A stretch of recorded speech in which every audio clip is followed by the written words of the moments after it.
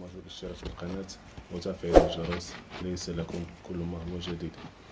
انطلق الدوري السعودي، الدوري الأقوى عربيا والخامس على مستوى العالم، حيث استهل نادي الهلال السعودي بالفوز على نادي الحزم ب3 أهداف مقابل هدف واحد، حيث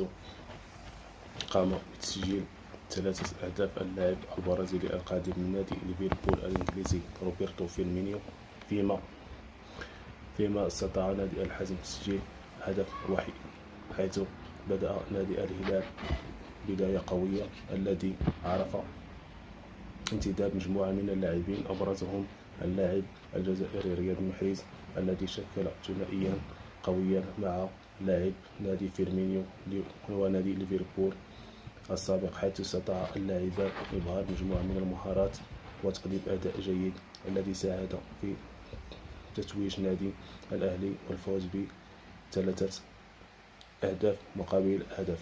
جاءت نتائج المباريات الجولة الأولى كالتالي: نادي الطائي تقدم على نادي أطماك بهدف مقابل لا شيء. نادي الفيحاء تقدم بمقابل 3 أهداف مقابل هدف على نادي الخليج، فيما تلعب أجواء مباراة الرياض والوحدة الآن، حيث المباراة متعادلة إلى حد الساعة، فيما يتعادل فريق التعاون والفتح. أما باقي الفرق القوية التي لعبت دوري كأس الأمير محمد بن سلمان للأبطال كالنصر والهلال، فسوف تأتي مباراتهم يوم الاثنين القادم، حيث سيلتقي نادي الرائد مع نادي الاتحاد، فيما يلاقي نادي أبها نادي الهلال السعودي، والاتفاق سوف يلاقي نادي النصر. أما الشباب في ختام الجولة الأولى سوف يلاقي الأخدود. فترقبوا معنا مجموعة من المباريات القوية، حيث ضم